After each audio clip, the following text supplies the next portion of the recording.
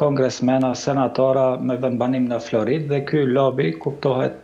që i jep rëndësi të madhe Amerikës Latine, për shkak se edhe ata shpresojnë që të marrin vota prej votuesve latin. Kjo është një faktor që ka ndikuar. Po besoj që edhe përpjekja kryesore e administratës Trump, sidomos të Marco Rubio si ministri i punëve të jashtme dhe këshilltar për siguri kombëtare, është që ta çlirojnë Kubën dhe kuptohet që Venezuela e ndihmonte shumë Kubën, sidomos në aspekt të naftës, u jepnin naftën pa para, përderisa kubanezët dërgonin disa mjek përkundër shpërblim në Venezuelë. Dhe tani do të hyjë besoj që në një recesion ekonomik më të madh Kuba, dhe ndoshta do të bëjnë një përpjekje tjetër që ta çlirojnë sipas amerikanëve Kubën dhe ta kthejnë në orbitën amerikane, për shkak se doktrina e Trumpit, sikur thotë doktrina Monroe, nuk do të lejojë që në hemisferën e tyre të ketë ndikim të shteteve të tjera. Dhe kuptohet që Venezuela ishte në marrëdhënie të mira me Rusinë, me Kinën, me Iranin, dhe këtë besoj që nuk do të lejojë administrata e Trumpit. Kjo është të paktën përpjekja e tyre, po nëse shikojmë edhe në aspektin gjeopolitik, këtu kemi tradhti të venezuelanëve apo Venezuelës, po ashtu nga Rusia dhe ndoshta edhe nga Kina, për shkak se me dhënien e Ukrainës hemisferës ruse, besoj që Amerika beson se është arsyeshme që ta merr Venezuelën dhe naftën e Venezuelës, dhe ndoshta kjo është një pazar më i madh që është caktuar në takimin mes Putinit dhe Trump për ndarjen e hemisferave dhe administrimin e tyre nga fuqitë e mëdha. Zoti Daudi, nga ana tjetër, ndërsa Maduro përballet me akuzat për trafik droge dhe armë, administrata amerikane nga ana tjetër e përshkruan operacionin si një mision të ligjit, por edhe të stabilitetit rajonal. A është vërtet e besueshme kjo narrativ kur një operacion ushtarak dhe arrestimi një presidenti bie ndesh ndërkaish me praktika tradicionale të ligjit ndërkombëtar? Ligji ndërkombëtar amerikan është ligji i xhunglës, pra nuk duhet të besohet asgjë që del nga goja e pushtetarëve amerikan. Ata rend të parë thejnë kushtetutën e tyre, se nuk ka të drejtë presidenti i Amerikës të sulmojë një shtet, t'i hap luftë një shteti pa lejen e Senatit amerikan, po këtë e bëjnë dhe nuk është se respektojnë kushtetutën e tyre. E lënë më kushtetutën apo ligjet e drejtës ndërkombëtare publike, kuptohet që për ta sulmuar një shtet duhet leje nga OKB-ja, nga Këshilli i Sigurimit të OKB-s, dhe kuptohet që aty nuk do t'i jepte as Kina, as Rusia të drejtë që ta sulmojë, dhe të gjithë ato fjalë se Venezuela merret me trafikun e kokainës, besoj që në Shqipëri e din më mirë se keni shumë trafikant droge në Shqipëri, dhe nuk besoj që nuk e besojnë në Shqipëri këtë, se ata e din shumë më mirë se ku prodhohet droga si shkon në Amerikë, kuptohet shkon nëpërmjet Meksikos, mirë po rruga nuk kuptohet që shumë një sasi e vogël kalon nëpër Venezuelë, dhe kjo është realiteti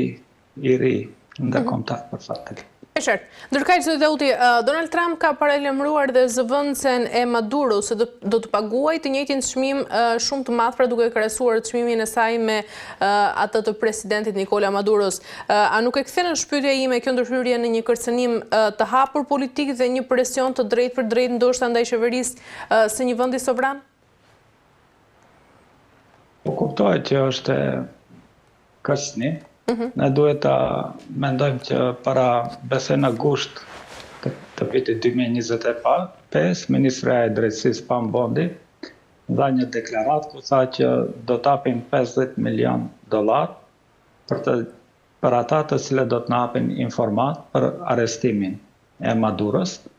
Pra një shtet jep para për vrasjen apo arrestimin e një presidenti tjetër, dhe kuptohet që nuk ka logjik kjo çështje, mirë po ka njerëz të interesuar për ata para, dhe si duket nga rrethi Maduros, disa i kanë kërkuar apo kanë planifikuar që t'i marrin ata $50 milion, për shkak se me inflacionin e madh në Venezuelë, besoj që është më e madhja në botë inflacioni në Venezuelë, për shkak të sanksioneve ekonomike që i bën Amerika Venezuelës, kuptohet që është shitur prezidenti Maduro dhe kuptohet që këta informata ndoshta do t'i marrin mbas 1 viti, 2 viti, si ka erdhur në arrestimin e tij. Mirëpo ne jo vetëm që me sulmin e fundit që e thënë ligjin ndërkombëtar dhe e kërcënon një shtet Amerika, neve na kujtohet që u avidhnin edhe tankerët me naftë që dilnin nga Venezuela. Pra bëhet fjalë për një pirateri e cila me drejtën ndërkombëtare publike është e ndaluar. Ishte një blokadë të një shteti që të mund të lëviz të lundroj me anije, neve na kujtohet po ashtu e ndaluan edhe që aeroplanët civil apo të gjithë hapësirën ajrore të Venezuelës të kalojnë aeroplan, edhe ajo është një thirrje e drejtës ndërkombëtare publike. Dhe çka bënin po ashtu edhe i vrisnin me anije të vogla të cilat kalonin civil të ndryshëm dhe të paktën 100 vet janë vrarë, që është një krim në vete dhe që mund të konsiderohet edhe krim lufte dhe mund të kërkohet përgjegjësi për presidentin Trump apo për ata general të cilët kanë dhënë urdhër që peshkatar apo banor të ndryshëm i kanë vrarë në për anije, qofshin ata edhe trafikant droge, nuk të jep ligji atë të drejtë që t'i vrasish pa më i pasur provat. Pra në çdo aspekt që ta marrim bëhet fjalë për unë jam i fortë dhe veproj siç dëshiroj unë dhe nuk mbaj asnjë përgjegjësi. Pra kjo është fytyra e vërtetë e politikës amerikane dhe kuptohet që i ka trishtuar të gjithë presidentët e botës se një gjë e tillë mund të ndodhë atyre dhe do të ketë efekt ky aktivitet i suksesshëm, ta quajmë ushtarak i amerikanëve. Tani për tani ashtu duket se është i suksesshëm, ndoshta edhe mund të zgjasë 10 vite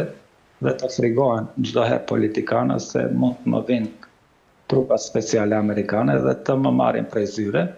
Po kjo ndodhi edhe, sa më kujtohet, edhe në Kosovë, pa presidentin në detyrë, erdhën e morën, e dërguan në hak. Dhe ende sot e kësaj dite përballet me akuzat të ndryshme. Pra agresiviteti i politikës amerikane, sidomos ne që ka merremi me marrëdhëniet ndërkombëtare, nuk është as pak befasi, është një normalitet i politikës së tyre. E qartë. Mirë, çdo dauti ndalemi tek një tjetër temë, tek sulmet ajrore të kryera nga forcat ajrore mbretërore saudite ndaj separatistëve, të cilat vinë këto pas kërkesës për ndihmë ushtarake nga udhëheqësi i Këshillit Presidencial të Yemenit. Si e shihni, a mund të konsiderohet kjo një ndërhyrje drejt për drejt e Arabisë Saudite ndërkaq në çështjet e brendshme të Yemenit, duke rrezikuar këtu sovranitetin e vendit dhe duke përshkallëzuar edhe konfliktin? Tani informatat që unë i kam, se nuk kam hulumtuar thellë për këtë pyetje që kam parashtronin, se Jemenin, një pjesë të Jemenit përveç qeverisë Houthi është në ndikimin e Emirateve të Bashkuar, pra ka milisë të cilat financohen nga Emiratet e Bashkuar, dhe ky sulmi i fundit Arabisë Saudite nuk ishte drejtuar Houthive, po ishte drejtuar milicëve në ndikimin e Emirateve të Bashkuar, pra qeverisë së tyre, dhe ndoshta është një mosmarrveshje apo konflikt në mes Arabisë Saudite dhe Dubait apo Abu Dhabit, si ta quajmë, dhe nuk mund ta dim saktësisht se çfarë ka ndodhur. Mirëpo Jemeni në këta 15 vitet e fundit ndoshta bombardohet gati se çdo ditë apo çdo javë, ka viktima të shumta dhe nuk bën edhe lajm kur bombardohet Jemeni. Për fat të keq filloi me bombardimet e Arabisë Saudite, po mandej kishin edhe luftë qytetare se kush do ta marrë pushtetin. Na kujtohet një vjet apo 2 vite kishte edhe protesta të mëdha për ndrimin e regjimit kur filloi fjala siç quhej pranvera arabe dhe sot e kësaj dite, pra 15